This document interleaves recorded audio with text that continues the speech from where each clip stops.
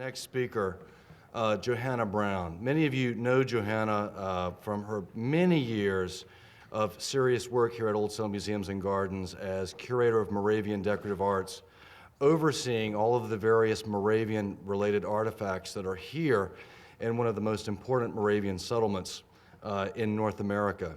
What many of you may not know is that Johanna has been so integral to the process of pulling art and the Art and Clay exhibition together, not only co-authoring so many and authoring so many of the articles in these two back-to-back issues of Ceramics in America, working with Luke Beckerdite and Rob Hunter and the entire team of scholars, but Johanna has overseen all of the curatorial logistics that have gone into working with all of the lenders and supporters and institutions, overseeing the travel schedule, all of the documentation, which is its own incredible amount of work in a project of this magnitude that has, as we said yesterday, began over 3 years ago and will continue for another 2 years, and is already a project of national importance. So I think what is appropriate is that we not only welcome Johanna to the stage, but give her a standing ovation for all of that work.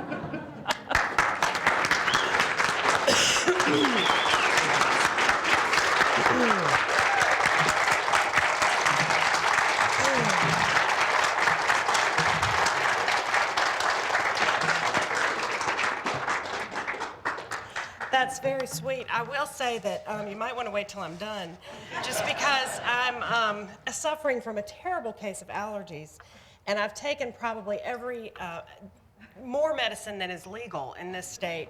I'm not planning on operating any major machinery, though, so hopefully we'll get through this okay. Now, Sally, this is not the one that I'm used to using. I just press the little blue buttons on the left and right.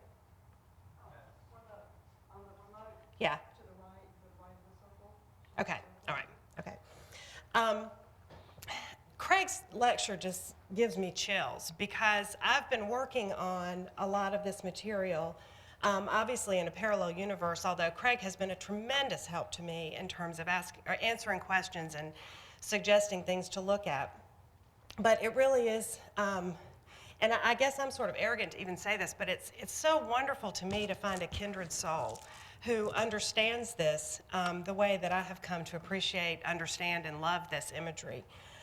Usually when I talk about Moravian pottery, I begin with a brief history of the Moravians, their journey to Pennsylvania and then to North Carolina. But everybody's done such a wonderful job of that I don't really feel like I need to do that. So we can just jump right into the meat of, or clay, of the talk. Craig's lecture has left no doubt that the Moravian movement was a Christocentric movement. Devotion to Christ was so central, as he mentioned, that misinformed critics complained that the Moravians did a disservice to the idea of the Holy Trinity. Now this sort of speaks to what Craig was talking about, some of the criticisms of Zinzendorf. This is an ad from a Boston paper where they're talking about the Moravians as foxes creeping into God's vineyard and spoiling the tender vines. So, you know, the Moravians were not held in as high esteem in some of the early communities as we hold them today. John Valentine Haidt, a Moravian who moved from Herrnhut to the first successful Moravian community in America in Bethlehem in 1754, became one of only a few early American religious painters. While his portraits of serene believers pepper surviving Moravian collections, it was his graphic portrayals of the punishment and death of Christ that were used to remind those believers of the sacrifices made for them.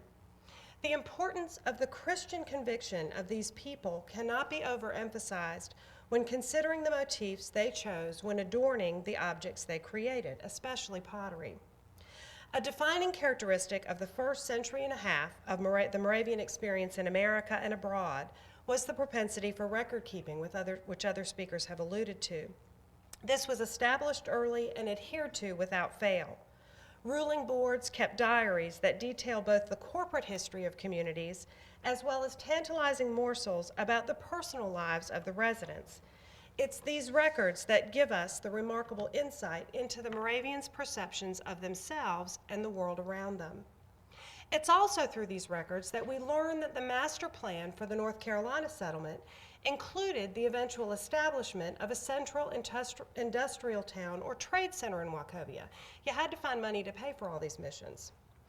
However, the first Moravian settlers arriving in Wachovia in 1753 from Bethlehem, Pennsylvania, founded their first settlement, Bethabara, meaning House of Passage.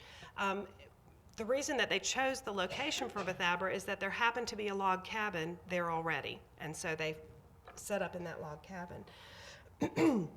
They intended, as I said, to set up a central industrial community, but they were basically clearing the land and starting from scratch, and so that first community remained the central town for about 20 years.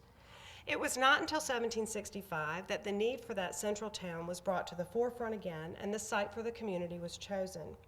Construction of the town of Salem was started in 1766, and in April of 1772, much of the new town was completed, and 120 people moved from Bethabara to Salem, leaving behind a small farming community. For the next several decades, Salem functioned as a congregation town in which the church was central to all spiritual, secular, and economic activities. It was a communal society in which members were organized into groups or choirs according to age, gender, and marital status. The single sisters and single brothers each had their own large dwellings in which they lived and carried out their various businesses and trades. Although the married church members owned their own family dwellings and trade shops, the church owned the land and leased the lots on which the houses were built to church members. The church also owned and operated the major businesses and industrial pursuits in the community, including the tavern, the store, the brewery, the tannery, the mill, and important to our story here, the pottery. Craig, this is before the church was built. I see you counting buildings. While the tightly controlled environment of the church-governed Moravian communities certainly placed many restrictions on the residents, it also provided a safety net for craftsmen who might have found it difficult to make it on their own. The church regulated competition among those practicing the various trades and supported those craftsmen by promoting their goods outside the community.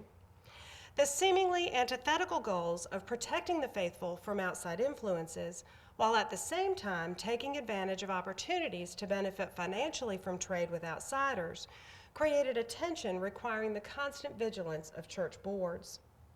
Almost from the outset of their arrival in North Carolina, the residents of Bethabara began asking church leaders to send a potter. The settlers' wishes were finally granted when in the fall of 1755, Master Potter Gottfried Aust, having trained under Andreas Dober in Herrnhut, Germany, made his way to Wachovia to set up a pottery shop. Remarkably, by the middle of December of that year, just a month and a half after his arrival, Gottfried Aust had begun to dig clay and form the wares his fellow Moravians and surrounding settlers were so eager to obtain. Utilitarian wares that had been in short supply, and of course, pipes. I mean, if you're going to be in the wilderness, you gotta have your vices, I guess. By 1756, Aust had built a shop and the pottery operation was up and running, a remarkable feat given the hardship that he no doubt encouraged in the backcountry of North Carolina. And this is a 1760 map of Bethabara that shows the community. Now, think about this. 1760, this is 7 years after they came down and basically had to clear the wilderness in order to build this town, and they have a community of this size, including the pottery shop. As well as you can well imagine, the inventory of 1789, the earliest pottery inventory to enumerate specific quantities of specific wares, included over 4,000 pans, pots, and crocks just associated with processing milk and cream.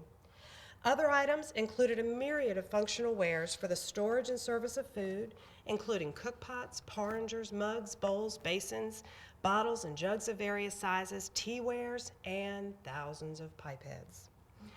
Inventories taken in other years listed various lighting devices, night chair pots, and hand basins, and lesser quantities of more specialized forms such as flower pots and apothecary jars.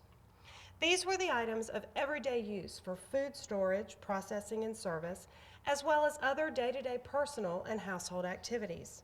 They were used up, broken and discarded in great quantities by the Moravians and their neighbors. Although some utilitarian forms survive as antiques, we know of others only through documentary records and archaeology at the sites of the Moravian settlements in Bethabara and Salem, and Mo did a wonderful job of talking about those sites. I like to think of the utilitarian ware as the Tupperware of the 18th century. And I think it's wonderful in this slide that it's amazing what you can find on Google, how the Tupperware is displayed so beautifully, just as the pottery was displayed in the 18th century. At any rate, the Moravian pottery was in high demand throughout the North Carolina Piedmont in the 18th and early 19th centuries. The June 5th, 1777 Salem Diary noted, "Yesterday and today there were unusually many strangers in town coming to buy in the pottery. Their number was estimated at over 300. And in the tavern and pottery, they could hardly manage the crowd." Again, Google. And they, in the original print, they're tossing balls around, so I just replaced all the balls. On another occasion, the sale of pottery apparently caused quite a stir, requiring the services of one Colonel Armstrong, threatening the people with his drawn sword, for if they did not keep quiet, for there were not as many pieces of pottery in the shop as there were people outside. Now, I have to say that most of these funny slides where, plate as shield, they happen about 4:45, when I'm kind of getting punchy at the end of the day. Not surprisingly, today's collections of extant objects are largely made up of the colorful decorated wares that were special and decorative to the Moravians and their customers, whom they called strangers, just as they are to us today. They survive in antique, in other words, above ground, because they were highly valued from the beginning and used to decorate walls, mantels, and cupboards in America, just as they had been in Europe for centuries. Most of the decorated wares were probably not used in everyday food preparation and consumption and used up as the plain and more simply decorated utilitarian wares were. By 1771, Aust had moved the pottery operation to the newly built town of Salem, and it was there that he had a visitor who encouraged him to change his repertoire a bit.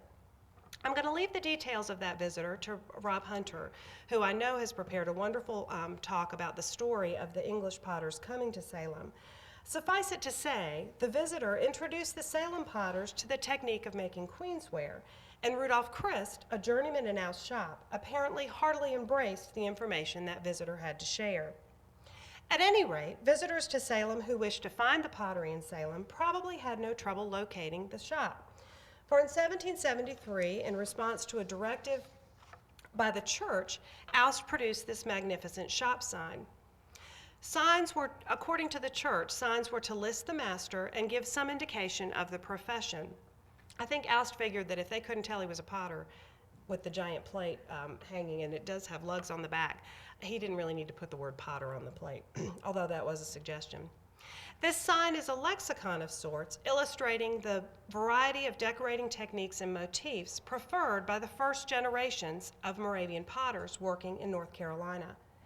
Indeed, the evidence, including pottery, that survives from these shops, as well as the material that has been excavated archaeologically on the sites of these shops, the pottery wasters, and the sites of the potters' customers in Bethabara and Salem, suggests that if we are to look at the body of extant traditional slip, decorated wares, and I'm so glad that you got to see Mary slip decorating yesterday, and Michelle as well, because it really does lend a whole different perspective to these wares.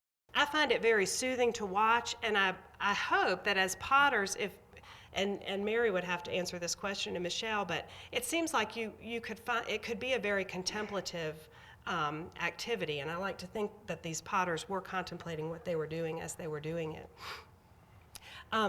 But the motifs chosen by Aust and his successors changed very little over the first 50 or 60 years that the Moravian Potter's Shop was in operation, creating a remarkably unified body of work.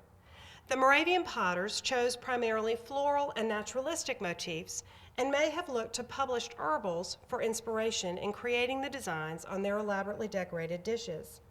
They may have looked to other European antecedents as well. For example, Bob Pearl has noticed the striking similarity between the composition of Aust's extraordinary shop sign, and the enameling on a French faience dish from the late 17th century. Which begs the question, were Aust and the maker of this plate working from the same print, or had Aust seen work by this potter's shop at some point in his career? Of course, flowers have long been used by artists painting on canvas as symbols of various emotions, beliefs, and intentions, as well as metaphors for the uncertainty and the fleeting nature of life on earth. Take, for example, this 17th century still life by Hans Memling, a German-born artist working in the Netherlands in the 15th century, who depicts flowers associated with the Virgin Mary, lilies, irises, and columbines, in an earthenware altar vase. The Moravians, most of whom were well educated by 18th century standards, understood the significance of flower and plant metaphors. One has only to look at this church frockdoor in which the blood of the crucified Christ saturates the ground below a flourishing grapevine, the leaves of which, as Craig pointed out, depict the many Moravian congregations around the world. This shows us that the Moravians recognized the merit of symbolic art, especially in its power to illustrate religious truth and the power of God. Craig talked about the Moravians' contemplation of Christ's blood and wounds and the pervasiveness of their reflection on the graphic nature of his suffering. I think it's no coincidence that the progenitor of the North Carolina Moravian tradition, Gottfried Aust, trained with the master potter Andreas Dober in Herrnhut at the height of the blood and wounds theological movement, when images such as this one by John Valentine Haidt depict the ways in which Christ's side wound would illuminate Zinzendorf's thoughts, words, and heart at the time that these were being produced. It should come as no surprise, then, that the Moravian potters chose to use Christian iconography in the form of flowers with symbolic significance as expressions of their strong religious beliefs. Take, for example, this extraordinary slip-decorated dish. The design is the only design that I know of that exists with only slight variations on more than one existing example. Examples of similar designs are found archaeologically. Clearly, the large petaled flowers are anemones, and the central stalk represents lily of the valley, as seen in these images from period botanical prints. While we can all appreciate the striking color palette and the appealing composition of motifs, if you were a Moravian living in the 18th century in a church-governed community in which most of your life was orchestrated by the church, and if you had been brought up in a faith with Christ at the center and the contemplation of the very blood from his wounds that he suffered for your redemption as central to your faith, these flowers had particular meaning to you.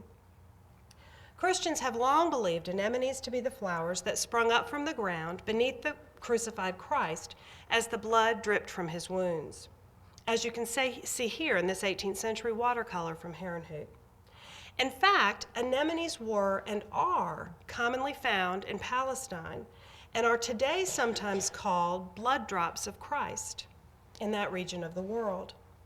Therefore, the anemone represents the sacrifice made by Christ for his followers.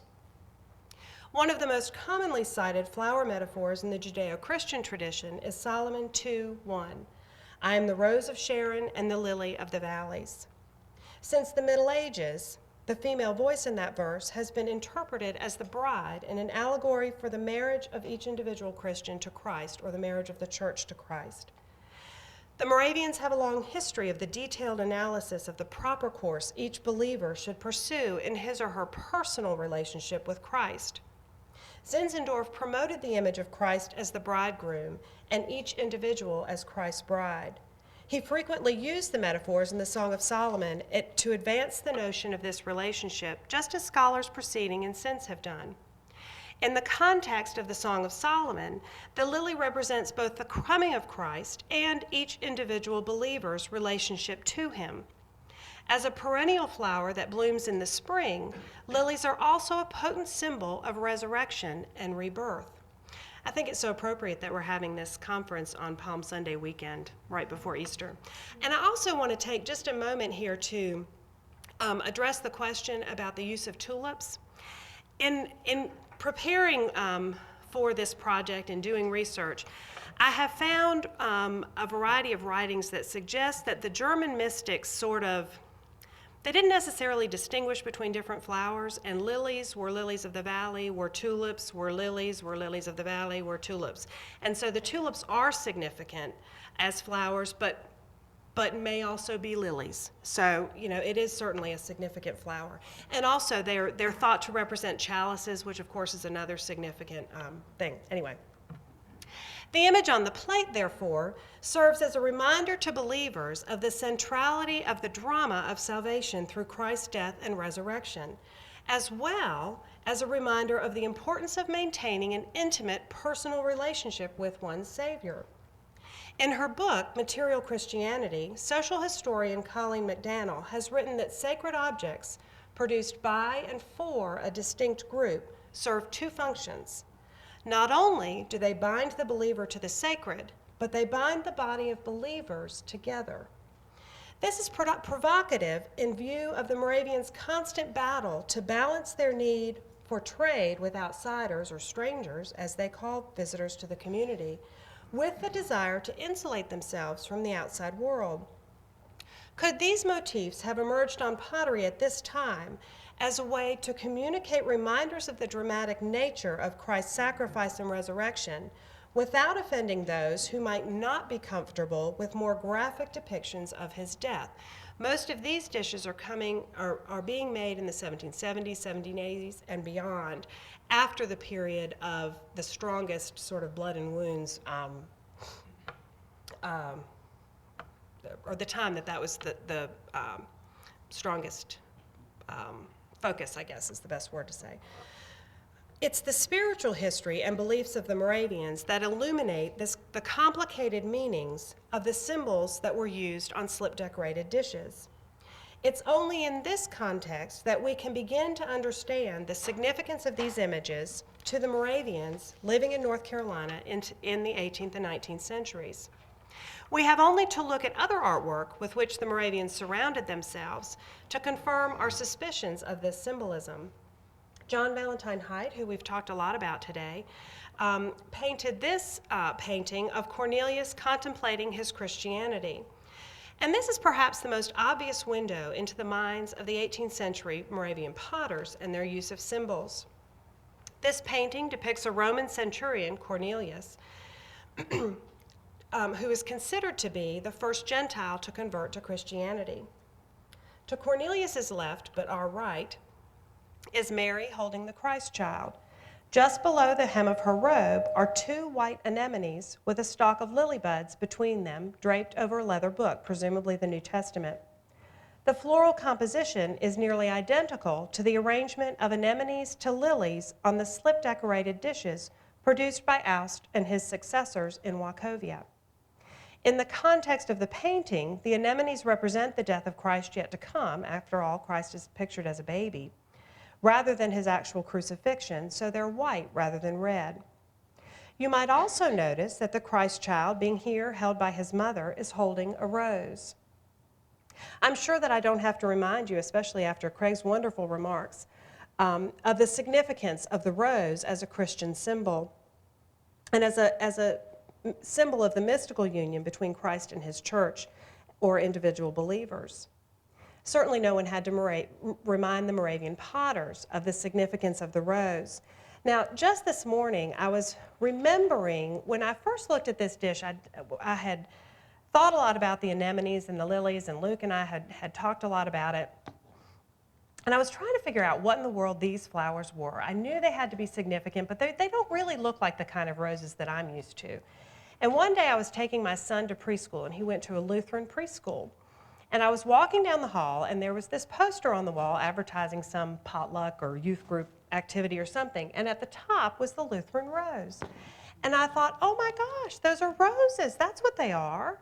And then today I had this epiphany. I thought, you know, the Moravians by this time got along well with the Lutherans. And it would make perfect sense that they might have produced one of these very important slip-decorated dishes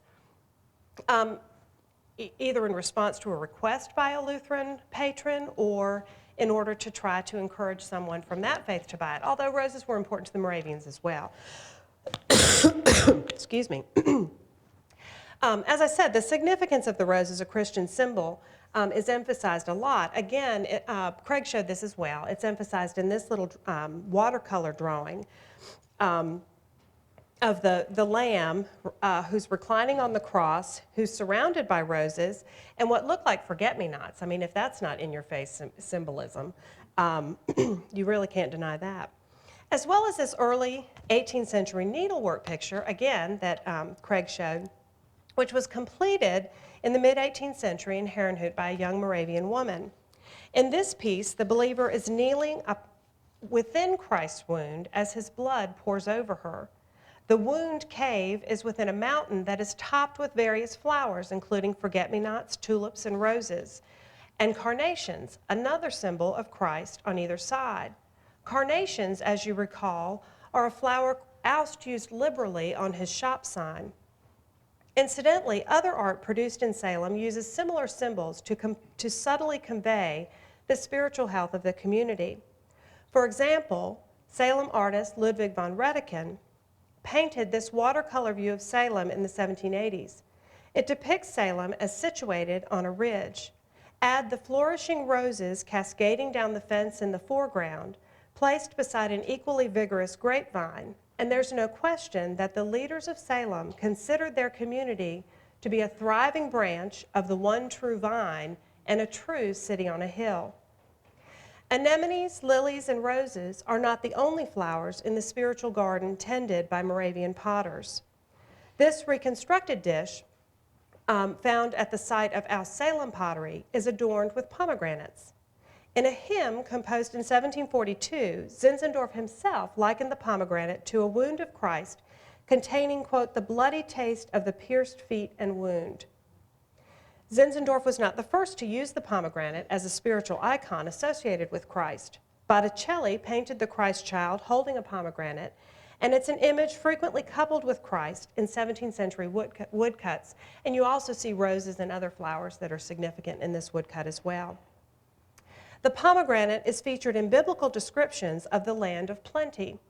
According to Deuteronomy 8:8, the Lord your God is bringing you into a good land, a land with streams and pools of water, with springs flowing in the valleys and hills, a land of wheat and barley and vines and fig trees and pomegranates, a land of olive oil and honey. And you thought all you got was milk and honey. You got all kinds of stuff.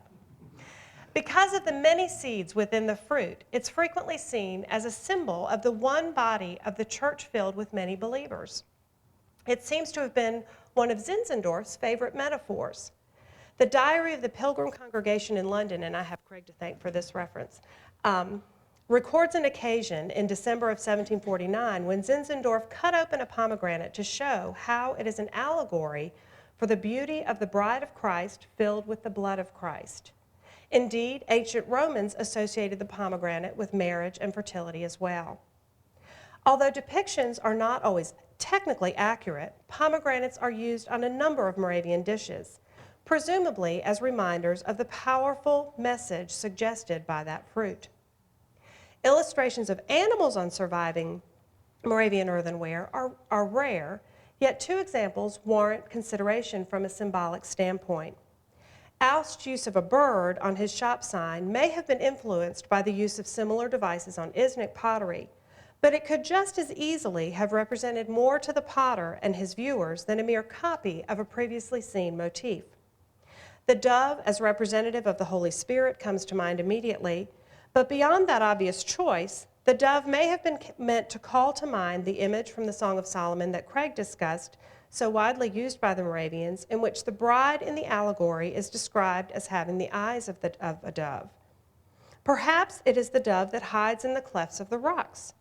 This is an image referred to again in the Song of Solomon and also in a Moravian litany, in which believers proclaim, "We doves will fly in through the window to take flight deep within the wounds." The dove, a metaphor for the believer, hides safely in the cleft of the rock, a symbol for the side wound of Christ. Notice on this little card, again one that Craig showed, the side wound is depicted as a heart. The believer is seen as being in the wound, which is surmounted by what look to be forget-me-nots. A dish in the collection of the Henry Ford Museum has 2 turtles and a fish surrounded by wavy lines on the cavetto with neoclassical flourishes on the marley. Taken as a whole, the image resembles a fish pond of sorts, with the animals submerged under water, represented by the wavy lines, and the whole surrounded by stones. Moravian writings often included rather graphic metaphors for the interaction between believers and Christ through his side wound. One such depiction is that of the believer as a fish in the sea wound of Christ, or fish swimming in the bed of blood. And I have to get a copy of the image of that little card with both the fountain of blood, but also the little pond with the fish in it. I mean, that just speaks to this incredibly. While the image of the dish could have been inspired by an as of yet unidentified print source, it's possible, even probable, that the Moravians who created the image and those who viewed it were reminded of the very explicit suggestions of how to visualize themselves immersing in the Savior's blood through the side wound and the cleansing properties of that blood. Okay, I know you're probably ready to lighten things up a little bit, and I'll do that for you. The second master potter in Bethabara and Salem, and Aust's one-time apprentice and journeyman Rudolf Christ, took over the Salem pottery in 1789, shortly after the death of Aust in 1788. It's not surprising that Aust continued to make slip-decorated wares similar in technique and motif to those made by Aust. Christ, however, was apparently a little bit more adventurous than our good friend Aust and seemed to take a particular interest in learning about and launching new products. Given Christ's enthusiasm about embracing the production of queensware in the 1770s, which Rob will discuss in more detail later, it should come as no surprise that in May of 1793, after Christ had taken over the mastership of the Salem pottery from Aust, when yet another stranger pottery journeyman came to him offering information on how to produce tin-glazed earthenware, Brother Christ was anxious to take advantage of the opportunity to learn another technique. Just 2 months later, Christ requested permission to build a new kiln across the street from the pottery. Church leaders apparently approved the request because soon after they noted, in the Salem pottery, a new kiln has been built for faience, though we do not yet know how it will work. Although the most intact archaeological evidence of faience production in Salem is the ring bottle you see here, shards for a plate with Chinese motifs and a hollowware vessel of some kind decorated with shredded clay were excavated in tests conducted in Salem in the 1960s, not 1760s. Rudolf Christ was apparently an astute businessman, in addition to being a talented potter. For just a few years after the introduction of faience, he added yet another new product line, the figural bottle. Perhaps it was in part Christ's understanding that, as church leaders noted, each new line draws new customers, that prompted him to find something new to add to his inventory. After all, it's not a new strategy to introduce new products to get old customers coming back and to encourage new ones. Turtle bottles were the first of the bottle menagerie to make a debut on Christ's annual inventory of the church-owned pottery business in 1800, when 34 turtles valued at 2 shillings each and 13 turtles valued at 1 shilling 6 are recorded among the hundreds of milk pans, milk pots, plates, jugs, and cooking pots. Presumably, the difference in price for the two varieties was determined by size, decoration, or a combination of these factors. 2 types of turtle bottles have been discovered to date. The first was made using a real turtle as the model for the making of the mold. Most of the molds used for the press-molded bottles were probably made, as Michelle illustrated yesterday, using models fashioned from clay by the potters. The clay model would then have been used to cast the mold. But in the case of the brown turtle bottle pictured here, an actual turtle shell was used to fashion the mold. Because the testudinal model would have had to have lain motionless in the plaster of Paris long enough for it to harden to obtain a good impression, and apparently the plaster heats up as it hardens, a live turtle would not have made a good candidate. The pattern of the turtle shell, so I guess a turtle had to be sacrificed for the making of the mold. The pattern of the turtle shell, complete with the plates on the top and the bottom of the shell, as well as the ridge along the center of the back, is clearly delineated on both the mold and the turtle bottle. and suggests that an eastern box turtle may have been used. A second type of extant turtle bottle is more stylized, and at least two type varieties of decoration are known. The shallow decoration on these turtle bottles is reminiscent of the designs found on Native American pottery in the South. Indeed, one authority on Catawba Indian pottery, when I showed him these designs, Thomas John Bloomer, has likened the designs on the backs of the more stylized turtles to sun circles, motifs Native Americans viewed as symbols of the life-giving power of the sun. Indeed, Moravians were actively involved in missions among several southeastern Indian tribes. Perhaps the turtle bottle was developed in part to appeal to Native Americans for whom the turtle was a powerful symbol of endurance and long life, as well as a central character in many creation myths. And you can see on the lower right some little Catawba Indian turtle figures. It's tempting to deduce that the success of the turtle bottle was the impetus for the introduction of yet another aquatic animal in 1801. The first year that fish bottles appear on the pottery inventories listed simply as fish. If these annual records are any indication, fish bottles were some of the most popular of the figural forms.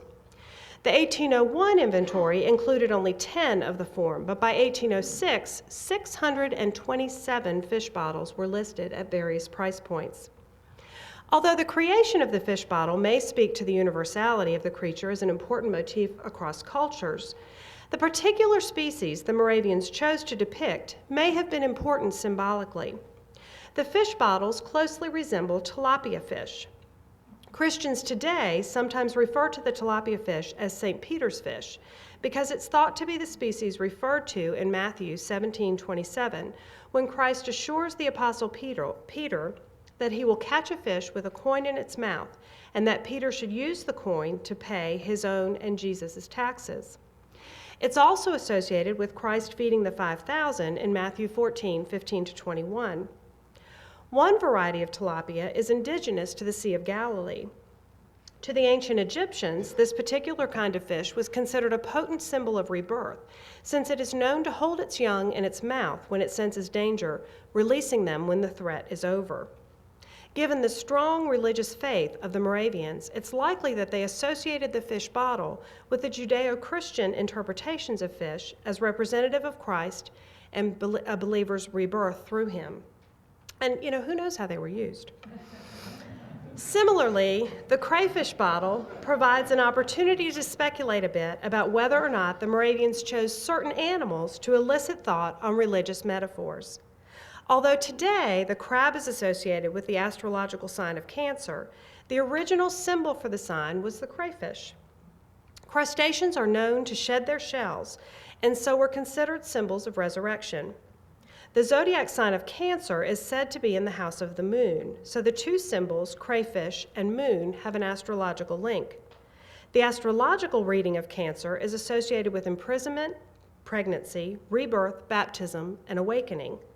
The crayfish was also thought to be the enemy of serpents, in other words, the enemy of sin, and hence a symbol of temperance.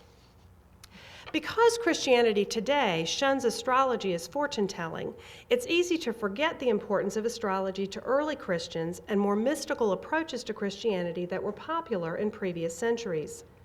Early German woodcuts, such as the one on the left, show Christ in association with astrological symbols, including the crayfish, suggesting an important connection. But the most compelling evidence for the Moravians' possible association of the crayfish with Christian thought is a 17th century Czech hymnal used by the Unitas Fratrum and now in the collection of the Moravian Archives in Bethlehem, Pennsylvania, in which the crayfish is incorporated as a border illustration. It's also quite possible that the crayfish was intended to appeal to Native Americans, as in the case of the turtle, since some Native American myths associate the crayfish with the creation of the world. In these stories, the crayfish dwells in the mud below the water and could have brought land up to the surface. Equally possible is the likelihood that the Moravians were aspiring to the creation of lifelike natural forms in the vein of Palissy and others. Like the turtle bottle, the realism of the crayfish bottle suggests that the mold may have been taken from nature. Certainly they looked closely at a crayfish when creating it. Another popular figural form that first appears in the pottery inventory in 1810 is the chicken caster. The Moravians were not the only settlers to fashion chickens for decorative use. Examples are common in other areas of early America, such as the Shenandoah Valley in Pennsylvania, although extant examples are considerably later than the Moravian chicken bottles. In addition to serving as charming kitchen companions, chickens have long been considered to be symbolic of food, fertility, luck, health, prosperity, and vigilance. As such, chickens or roosters have a tradition of having been found in the kitchen in America and in Europe. Roosters, or cocks as they are sometimes called, are also known to be protective of their families of hens and chicks. Moravians may also have associated the figure of the cock with the Passion of Christ, since it symbolized the denial of Christ by Peter and his subsequent repentance. The cock is frequently pictured in 17th century German woodcuts as one of the instruments of Christ's martyrdom. Of course, not all of the figural bottles can be interpreted from a religious perspective, but the animals fashioned by the Moravian potters seem to have had some significant connection to the Moravian way of life. Squirrels appear in great quantities on pottery inventories beginning in 1803. Although there are many varieties of squirrels because the potters finished each by hand, two varieties of squirrels stand out. One form clasps a nut in its paws while the other looks up as if startled by the rustling of leaves in the woods nearby. And what I should have added was, oh, I forgot my AK-47.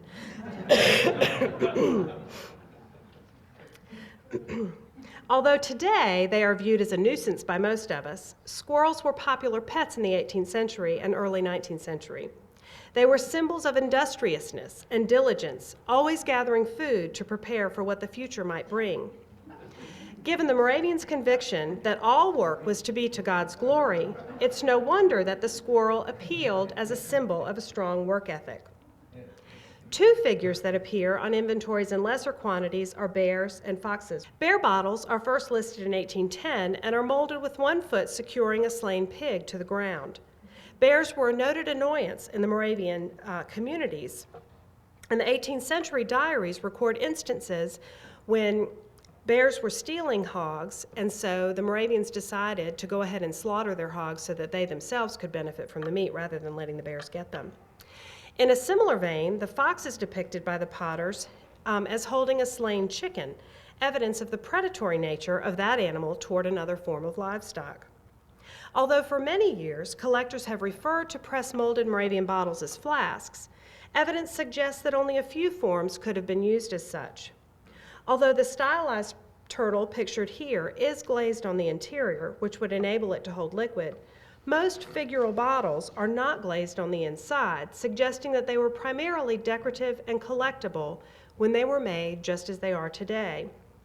The smallest fish pictured here has a history of having been given to a small child, Alethea Fluke, a Quaker living in Guilford County, North Carolina, when she was about 5 years old.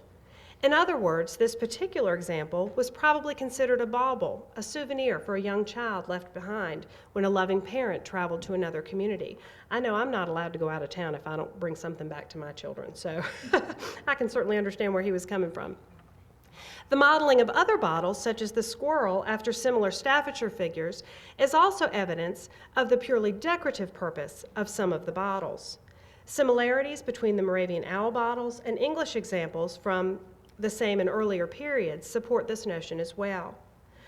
A few of the forms, such as foxes, chickens, and some of the lady bottles, are equipped with small holes in the backs of their heads or in the front, suggesting their use as casters for dry spices or sanders, although any physical evidence of the specific substance they were used for has long since disappeared from the examples examined. Ducks functioned as sauce boats or small tureens.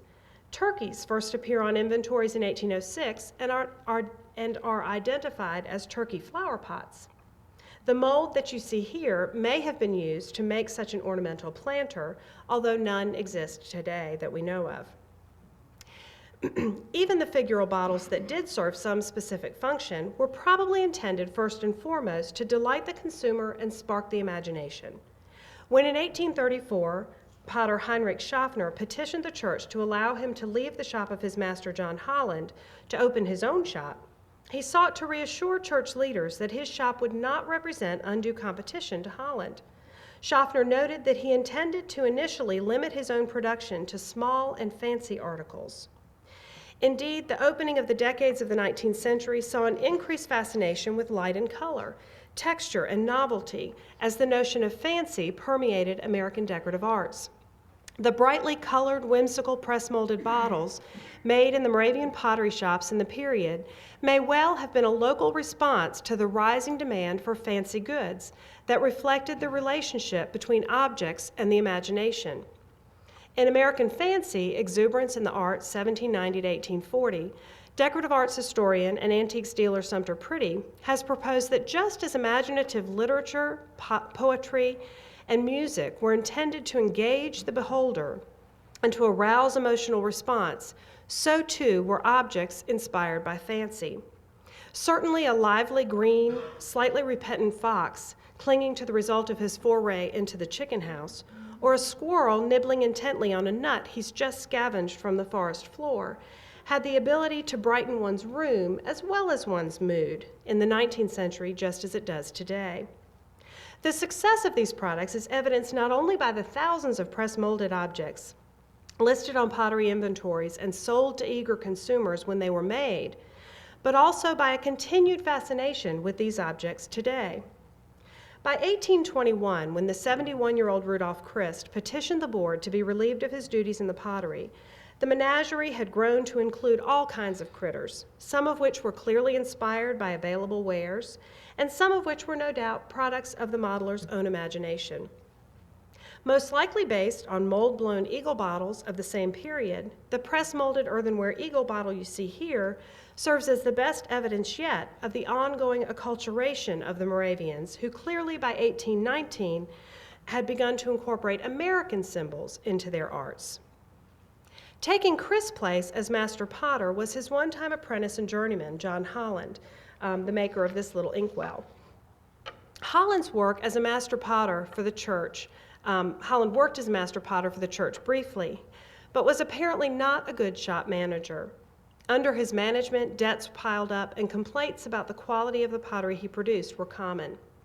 The church finally divested themselves of the pottery in 1829, and Holland took it over as a private business.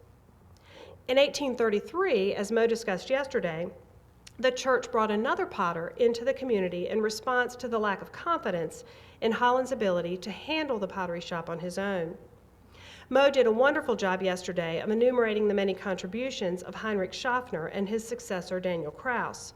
The last two, although I'm forgetting about Miss Maston, we'll say the last three, great potters in the North Carolina Moravian tradition here in Salem. I want only to emphasize the remarkable survival of the earthenware tradition here in Salem long after other potters in the area had given up production of earthenware. Schaffner and Kraus did not, that we know of, use their earthenware as canvases to communicate theological or spiritual messages, as had the Moravian potters who came before them, although archaeological evidence suggests that they did continue to produce some of the whimsical press-molded figures first introduced by Rudolf Christ. Rather, they adapted their production to suit the changing needs and desires of the community in which they lived, focusing on practicality through the production of utilitarian wares such as cookpots, pipes, and flowerpots, rather than expressions of the religious conviction used by the Moravian potters of previous generations in North Carolina. In the spring of 2008, several of us on the planning committee for the exhibit that has brought us together today sat around a large table discussing possible titles for the show.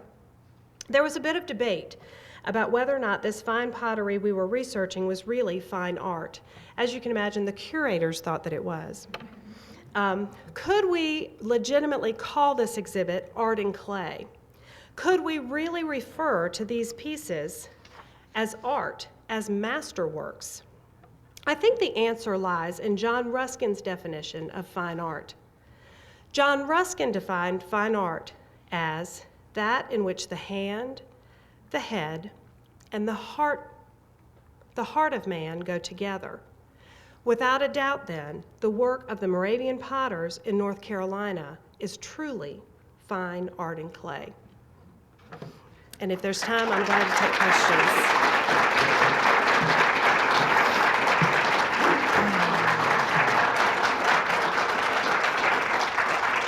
Yes, sir. Given the symbolism of the Moravian pottery, did it have any appeal to non-Moravians? I mean, what was the market?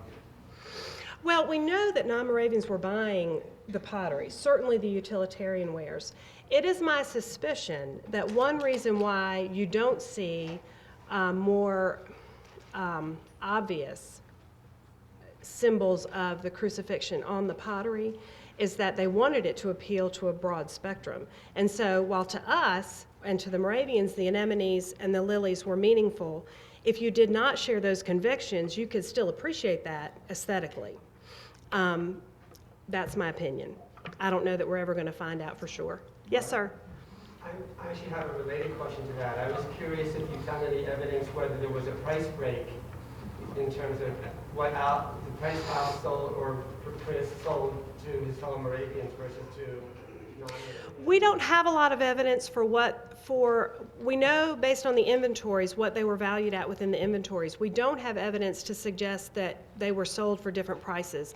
In fact, a lot of things were marked on the bottom with price marks, and so I guess you could discount it for the local folks, but you certainly couldn't charge the outsiders more. Yes? There is a reference in the records to Al's getting into trouble Well, that's, for yeah. doing that very thing, for giving a price break to the local people. Oh, really? I have not, I don't remember where I read that. well, I know there are references to him getting in trouble for paying his workers by the piece. And I wonder if I don't remember that particular reference, but it's certainly possible. Let's thank Johanna. Other questions?